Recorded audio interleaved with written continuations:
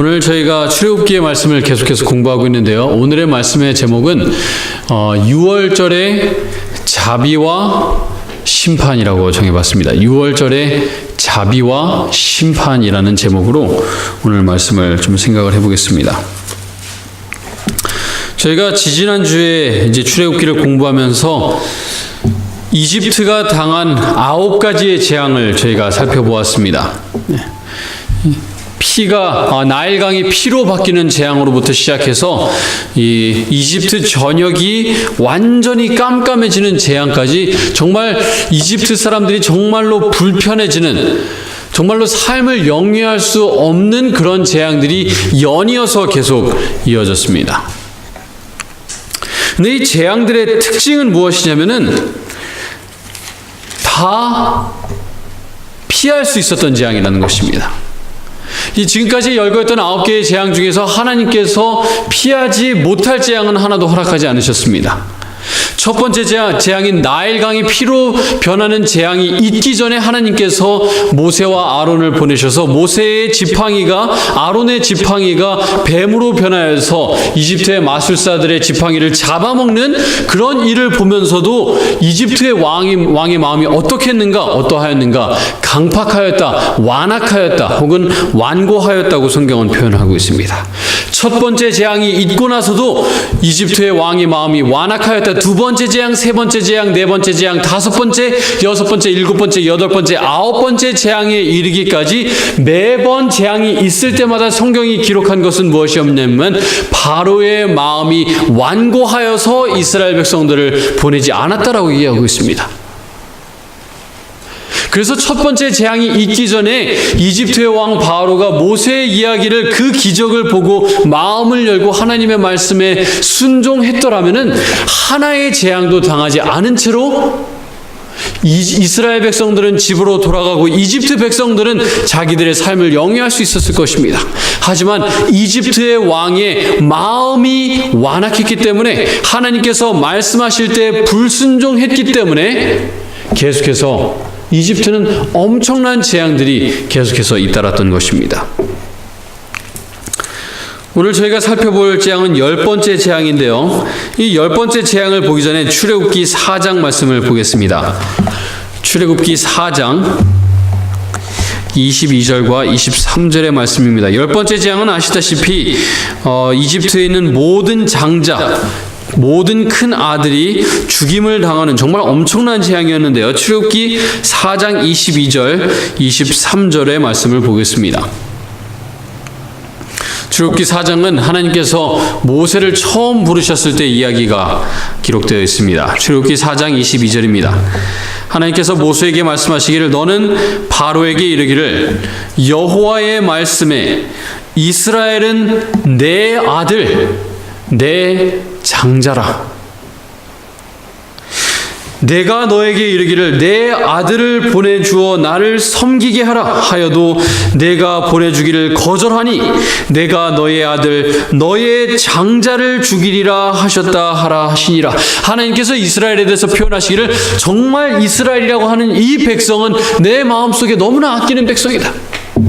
내가 이 땅에 많은 아들, 딸들이 있는데 그 중에서 가장 큰 아들, 가장 아끼고 가장 눈에 넣어도 아프지 않은 자식이 누군가 하면 바로 이 이스라엘이다. 지금까지 내가 수백 년 동안 이 이스라엘을 힘들게 하였느냐? 이제 내 아들을 돌려보내라. 그렇게 한다면 아무런 재앙이 없겠지만 내 장자인 이스라엘을 내가 놓아주지 않는다면 내가 하는 말이 장난이 아닌 것을 내가 너에게 알려주겠다. 내가 지금 농담으로 얘기하는 것이 아니라는 것을 내가 여실히 보여주겠다. 하나님께서 말씀하셨어요. 하나님께서 이스라엘의 백성을 사랑하는 마음이 이집트의 열재앙에 나타나 있습니다. 내 아들을 괴롭혔느냐? 지금 보내준다면 더 이상 재앙이 임하지 않겠지만 계속해서 저항한다면, 계속해서 나의 말에 순종하지 않는다면 내가 내 아들, 내 장자 이스라엘을 얼마나 사랑하는지 그 강도를 내가 재앙들을 통해서 보여주겠다. 그리고 계속해서 너의 마음이 완악하여서 내 말을 끝까지 듣지 않는다면은 내 장자를, 내 큰아들을 괴롭혔던 것처럼 너의 장자의 목숨도 내가 거두어드리도록 하겠다. 이 10개의 재앙 속에는 하나님의 이스라엘 백성에 대한 사랑이 나타나는 것입니다. 자, 이제 출애굽기 11장 말씀을 보도록 하겠습니다.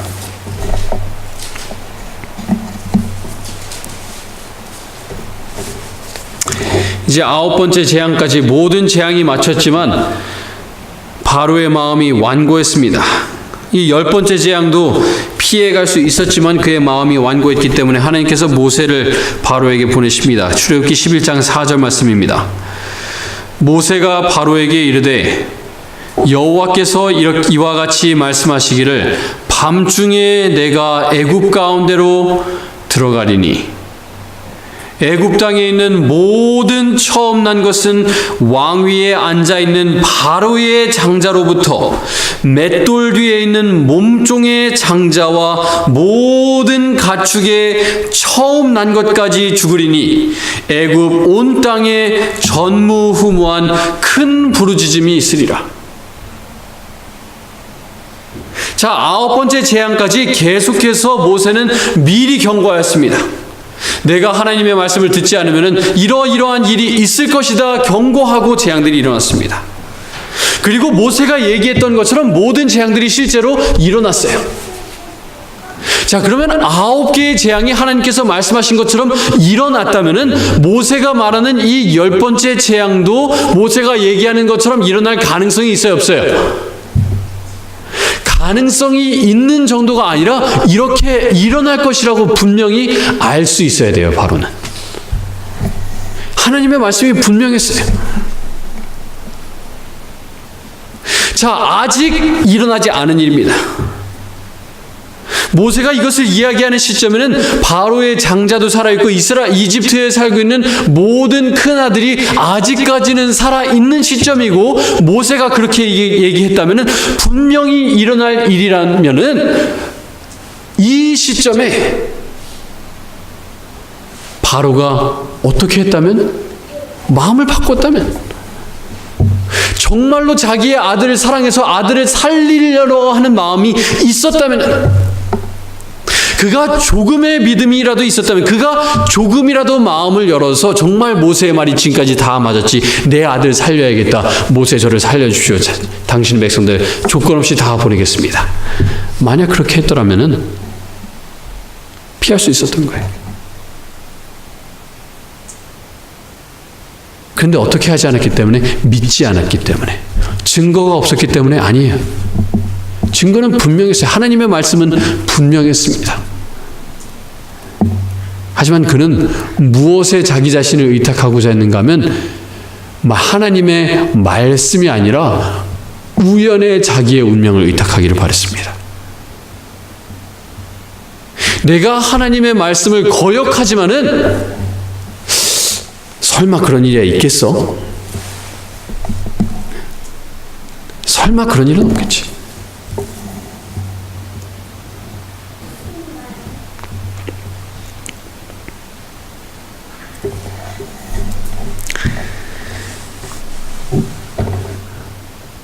자, 12장 8절 말씀입니다. 하나님께서 계속해서 예언의 말씀을 하시기를 왕의 이 모든 신하가 나에게 내려와 내게 절하며 이르기를 너와 너를 따르는 온 백성은 나가라 한 후에야 내가 나가리라 하고 심히 노하여 바로에게서 나오니라. 바로의 마음이 바뀌지 않았어요. 지금까지의 증거에도 불구하고, 지금까지 자기가 하나님의 말씀에 불순종해서 일어난 결과에도 불구하고 자기는 증거를 바라보기보다는, 이 정말 확실한 하나님의 말씀의 증거를 바라보기보다는 설마 그런 일은 없을 거예요. 우연에 자기 몸을 맡겼습니다.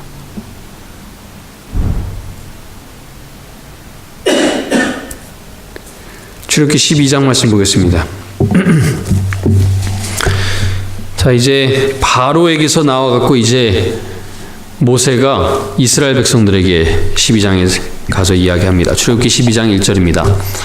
여호와께서 애굽 땅에서 모세와 아론에게 일러 말씀하시되 이 달을 너희에게 달의 시작 곧 해의 첫 달이 되게 하고, 이제 이스라엘 백성들이 이집트에 나와서 자유를 얻게 되는 것을 가리켜서 하나님께서는 자, 지금까지 너희가 사용하는 달력이 있지만 이제부터는 이번 달이, 지금 이 달이 1월 달이 될 것이다 말씀하셨습니다. 다른 말로 하자면 오늘이 바로 새 시대의 시작이다. 고려가 망하고 조선시대가 시작했던 것처럼 이제 너희는 완전히 새로운 시대를 열게 될 것이다.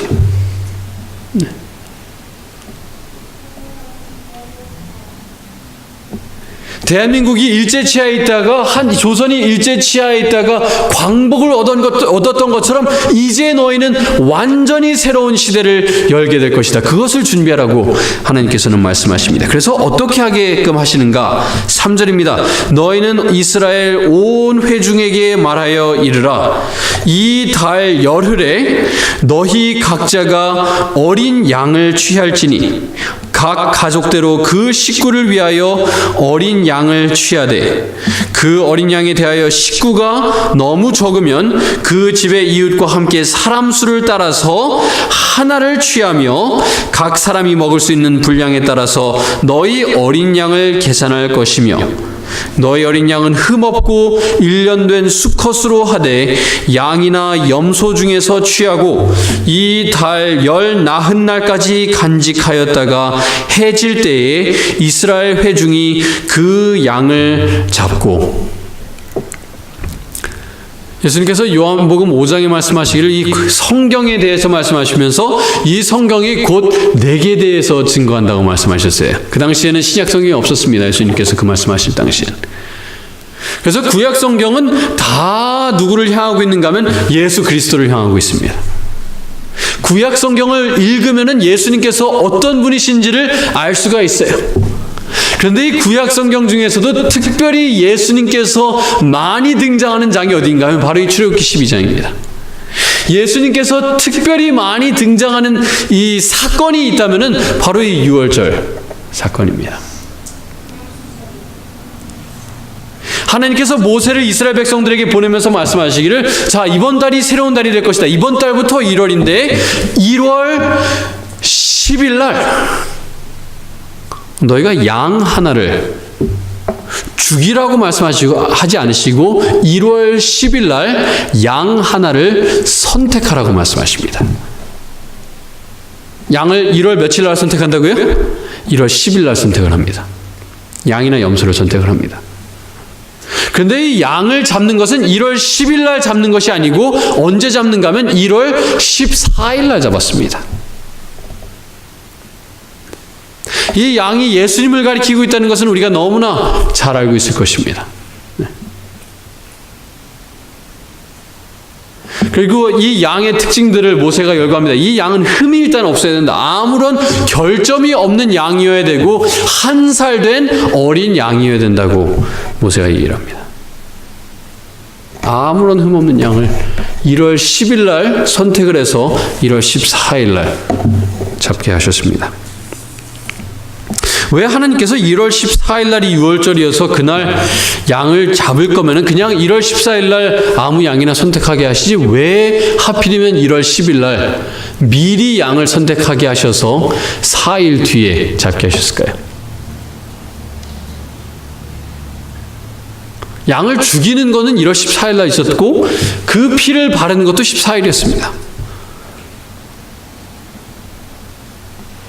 이스라엘 백성들이 노예 생활을 했습니다. 그들이 물론 이집트 땅으로 오면서 많은 가축을 가지고 왔지만 그들이 노예 신분이었기 때문에 많은 가축을 키울 수가 없었습니다.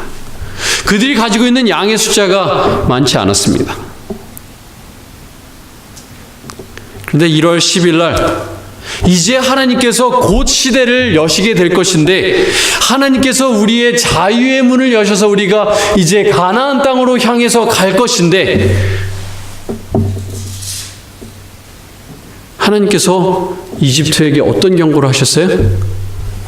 모든 장자, 이집트 땅에 있는 모든 장자가 죽을 것을 경고하셨어요.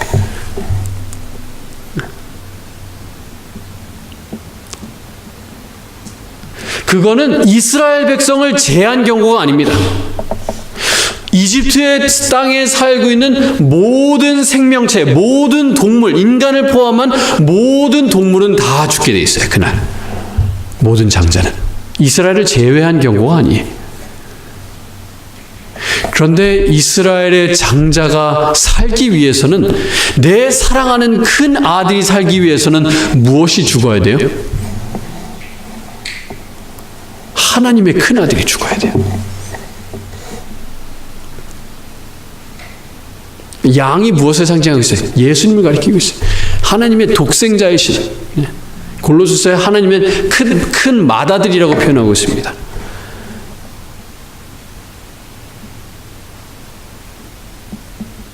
이집트에 살고 있는 맏아들을 살리기 위해서는 큰아들, 하나님의 큰아들께서 죽으셔야만 이스라엘의 맏아들들이 살 수 있는 거예요.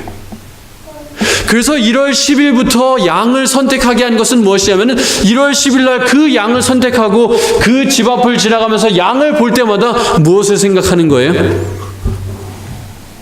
이 양이 죽어야만 내 아들이 살 수 있다는 것을 보면서 기억하는 거예요. 그 양을 지나칠 때마다 그냥 아무런 생각 없이 지나치는 것이 아니라, 내가 정말 애지중지 키워왔던 양, 5달 동안 이 엄마의 뱃속에서 키웠다가 이제 나와서 정말 애지중지하면서 키워왔던 그 양이 죽어야만 내 큰아들이 살 수가 있어요. 정말 마음이 아파요. 그렇지만 그 양이 있어야만 어떻게 할 수 있어요? 내 아들이 살 수 있는 것입니다. 각 집에서는 한 마리의 양만 잡았습니다. 여러 마리의 양을 잡아갖고 한 것이 아니라 딱 한 마리를 잡았어요. 왜요? 단 하나의 제물로 충분했기 때문에 그렇습니다. 예수님께서 죽으시고 하나님 아버지도 죽으시고 천사가 와서 죽어야만 우리의 죄의 문제가 해결되는 것이 아니라 예수님 한 분만으로 충분했기 때문에 그렇습니다.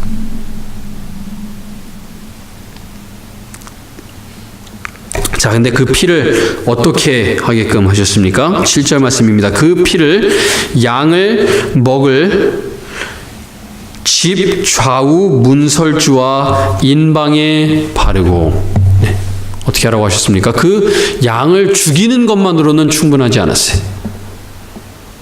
그 양을 믿고 그 양이 상징하는 그 피를 거둬들이는 것만으로는 충분하지 않고, 그것을 각 집의 문에 발라야만 했습니다. 각 개인에게 그것을 전가시켜야만 했어요. 그 양의 피를, 그 양의 공로를 내 것으로 취해야만이 살 수 있게 된 것입니다. 13절 말씀입니다. 내가 애굽 땅을 칠 때에 그 피가 너희가 사는 집에 있어서 너희를 위하여 무엇이 될지라? 표적이 될지라. 내가 피를 볼 때에 너희를 넘어가리니 재앙이 너희에게 내려 멸하지 아니하리라. 이 피를 가리켜서 하나님 뭐라고 표현하시는가 하면, 이거는 표적이다라고 말씀하셨습니다. 자, 바울은 이 출애굽의 이야기를 에 대해서 주석을 하면서 바울은 뭐라고 얘기했는가 하면, 이 모든 것이 기록된 이유는 무엇인가 하면 마지막 때에 살고 있는 자들을 위해서 알려주셨다라고 표현하고 있습니다.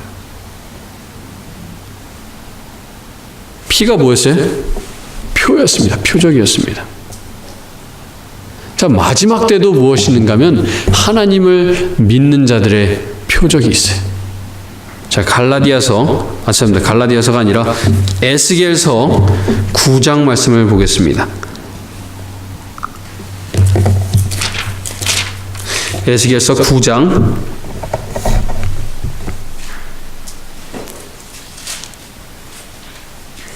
4절 말씀입니다.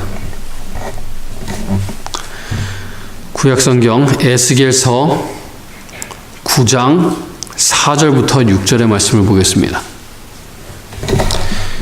이 출애굽기에 일어났었던 10번째 재앙은 그저 옛날 이야기가 아니라 이제 마지막 때에 실제로 일어날 것을 상징적으로 보여주고 있는 이야기라는 것을 저희가 좀 공부하겠습니다. 에스겔서 9장 4절부터 6절의 말씀입니다.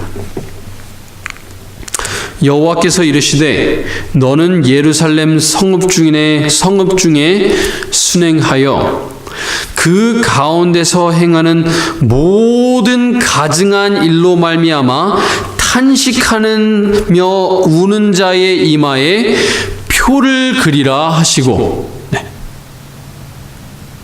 그 당시에 이스라엘 예루살렘에서 특별히 성전 안에서 정말 하나님께서 보시기에 완전히 말도 안 되는 일들이 일어나고 있었습니다.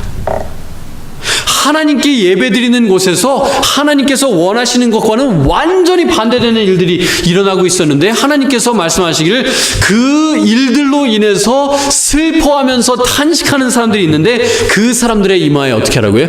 표를 그리라고 말씀하셨어요. 왜 표를 그리는가? 5절 그들에 대하여 내 귀에 이르시되 너희는 그를 따라 성읍 중에 다니며 불쌍히 여기지 말며 긍휼을 베풀지 말고 쳐서 늙은 자와 젊은 자와 처녀와 어린이와 여자를 다 죽이되 이마에 표 있는 자에게는 가까이 하지 말라. 내 성소에서 시작할지니라 하시매 그들이 성전 앞에 있는 늙은 자들로부터 시작하더라. 표를 받은 사람들 외에는 다 무엇을 받고 있는 거예요? 심판받고 있는 겁니다. 이게 피할 수 있는 심판입니까? 피할 수 없는 심판입니까? 미리 피할 수 있는 심판이에요. 뭐 하면 돼요? 이마에 표 받으면 됩니다.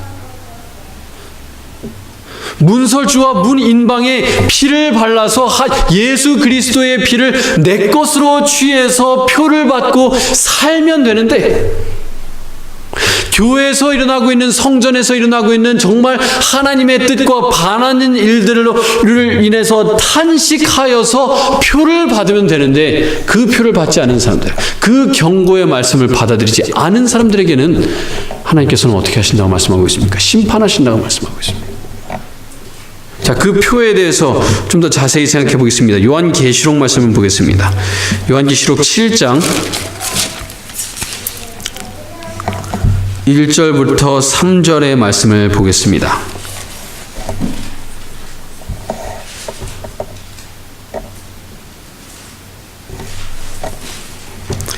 요한계시록 7장 1절부터 3절의 말씀입니다. 이 일 후에 내가 내 천사가 땅 내 모퉁이에 선 것을 보니 땅의 사방의 바람을 붙잡아 바람으로 하여금 땅에나 바다에나 각종 나무에 불지 못하게 하더라.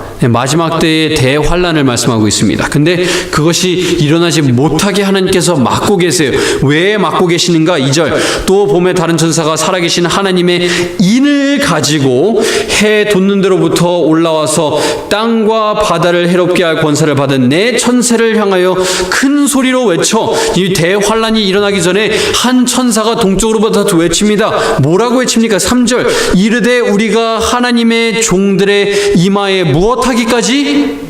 인치기까지. 다른 말로 하자면 그들의 이마에 표를 그리기까지. 무엇하지 말라? 땅이나 바다나 나무들을 해하지 말라. 이 표를 받은 자들의 특징은 무엇인가? 14절에 나와 있습니다. 요한계시록 7장 14절입니다. 내가 말하기를 내 주여 당신이 아시니이다. 그가 나에게 이르되 이는 큰 환난에서 나온 자들인데 어린 양의 무엇에? 피에 그 옷을 씻어 어떡하게 하였느니라? 희게 하였느니라.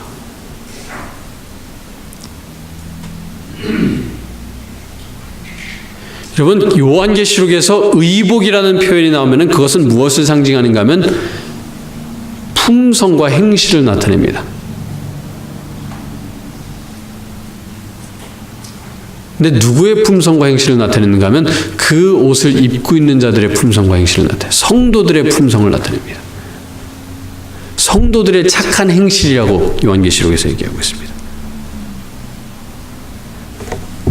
자, 이 자들을 가리켜서 14만 4천 명이라고 요한계시록 7장은 얘기하는데요. 요한계시록 14장에 다시 그 14만 4천 명이 나옵니다. 요한계시록 14장 말씀 보겠습니다.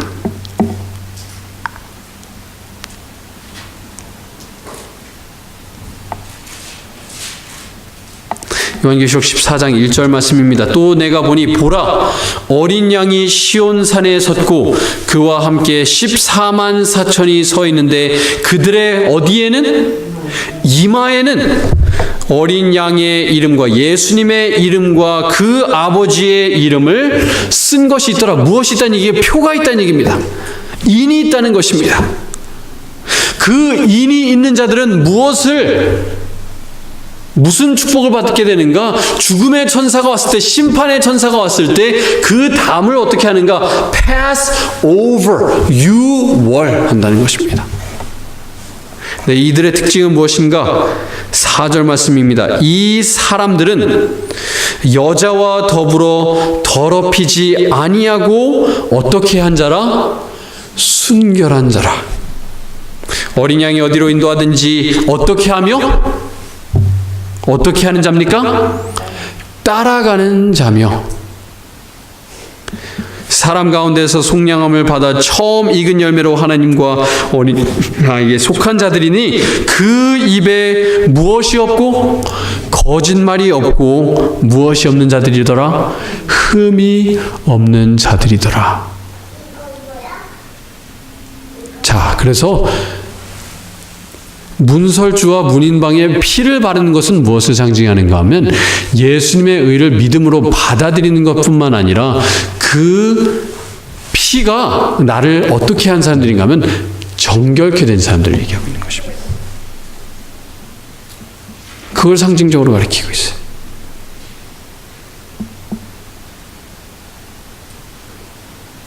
그 입에 거짓말이 없고 흠이 없는 사람이더라. 그들은 순결한 자들이다. 어린 양이 어디로 인도하는지 따라가는 자들. 어린 양이 인도하는 길이 정말 죽도록 힘든 길이어도 어떻게 하는 자들? 따라가는 자들. 나를 푸른 초장으로 인도하실 때도 따르고 죽음의 사망의 음침한 골짜기로 목자가 인도하실 때도 따르는 자들이 바로 이 자들입니다. 바로 이 자들이 이마에 표를 받는 사람들입니다. 자, 다시 출애굽기 말씀으로 돌아가겠습니다. 출애굽기 12장 15절의 말씀입니다.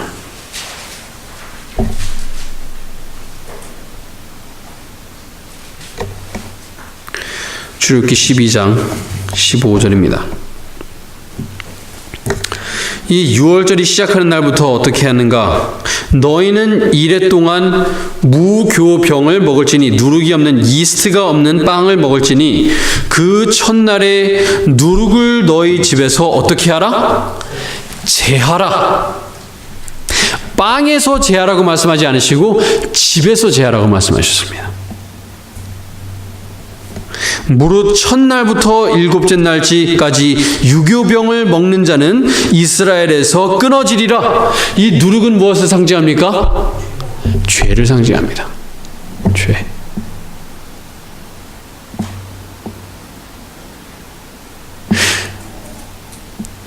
이 6월절의 제도를 하나님께서 만드시고 나서 유대인들에게는 어떤 관습이 생겨났는가 하면은 집안 곳곳에 6월절이 지나고 나서 누룩을 이곳저곳에 두었습니다.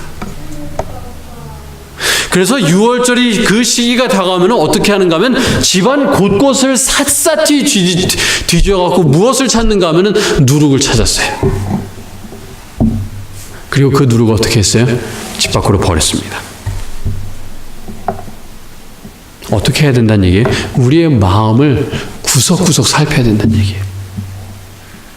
그냥 예수님 믿었습니다. 예수님 제가 저 양 죽이고 피 뿌렸습니다. 그게 끝이 아니라 양이 죽는 걸 제가 믿습니다. 그걸로 끝이 아니라 그것을 내 이마에 표로 발라서 즉 예수 그리스도의 품성을 나의 품성으로 만들어서 변화되는 삶. 내 부족함을 발견하면 그 부족함을 예수님께 드려서 변화되고 성화되는 삶, 의로워지는 삶. 그렇게 하기 위해서 무엇을 제하라고요? 누룩을 찾아서 집안을 샅샅이 등불을 켜서 들고 어떻게 하라는 거예요? 샅샅이 뒤져보라는 거예요.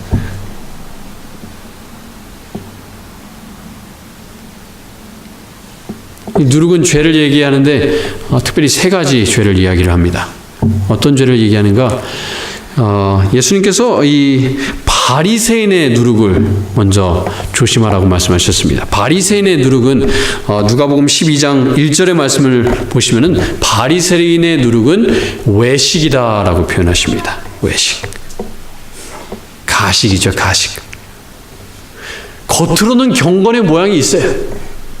교회 와서 열심히 예배드리고 기도드리고 찬양하고 그 모습에는 아무런 문제가 없지만은 그 속마음이 어때요? 예수 그리스도 없어요. 예수님을 사랑하는 마음이 그 마음속에 없어요. 그게 누룩이. 자, 두 번째 누룩은 예수님께서 사두개인들의 누룩을 조심하라고 말씀하셨습니다. 이 사두개인의 누룩에 대해서 말씀하시기를 그 누룩은 무엇인가 하면 그들이 가르치는 교훈이 누룩이다라고 말씀하셨어요. 그들이 가르치는 교훈. 자, 그럼 그들이 가르치는 교훈은 무엇이었는가? 사도행전 23장 8절을 말씀해 보시면 그들은 천사가 있는 것도 믿지 않고 부활도 믿지 않고 그 외에 영적인 것들을 믿지 않는다라고 사도행전 23장 8절에 얘기합니다. 즉 무슨 말인가 하면 성경 말씀을 있는 그대로 받아들이지 않았다는 얘기예요. 성경 말씀을 읽다가 이건 좀 받아들이기 힘든데 하면은 그거는 사실이 아닌 걸로 치부하고 그냥 넘어갔다는 얘기예요. 그것을 가리켜서 누룩이라고 얘기하십니다. 내 마음에 드는 것만 골라서 그것을 하나님의 뜻으로 해석한다는 얘기. 하지만 그 중에서 나에게 힘든 것들, 그 중에서 믿기 정말 이것이 가능한가? 이건 좀 내 눈에 보지 못했으니까 이건 좀 힘드니까 이거는 내가 받아들이지 않겠다 하는 것이 바로 사두개인의 누룩입니다. 세 번째로 예수님께서 경계하신 누룩은 헤롯의 누룩이었습니다. 마가복음 8장 15절을 보시면 이 헤롯의 누룩에 대해서 말씀하십니다.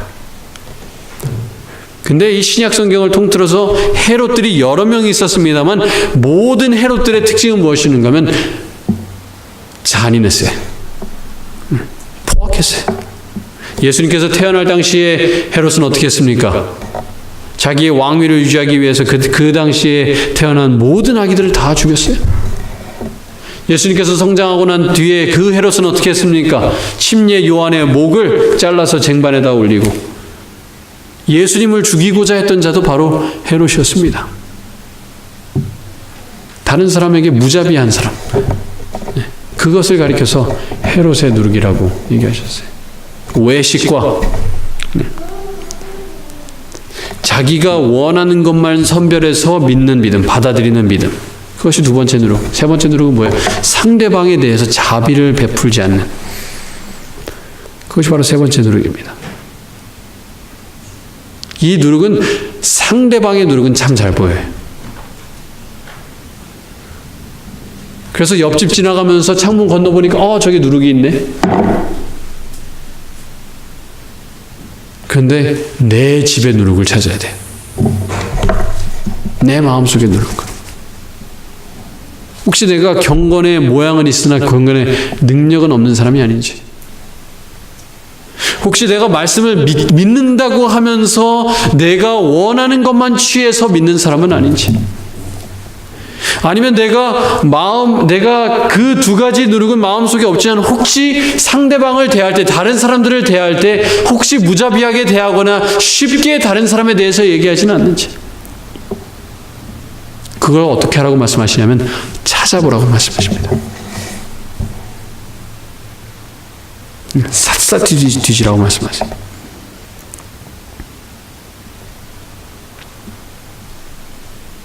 그렇게 한 자들, 그렇게 한 집은 어떻게 됐는가? 죽음의 천사가 왔을 때 그 집을 pass over, 유월, 그냥 다음을 넘어갔다라고 성경은 얘기하고 있습니다.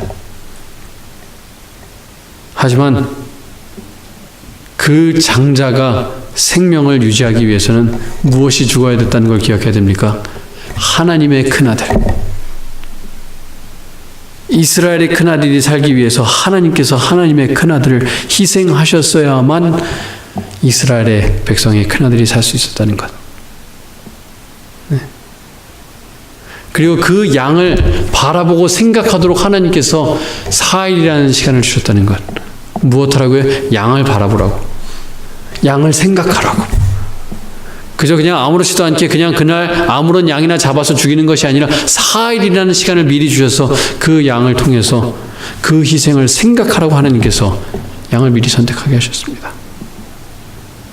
누구 바라보라고요? 우리에게 예수님 바라보라고 말씀하십니다. 그리고 그 예수님을 믿을 뿐만 아니라 그 의를 나의 의로 취하여서 변화되고 내 마음속의 누룩을 찾으시는 여러분과 제가 되길 바라면서 말씀을 줄이겠습니다. 다음 기회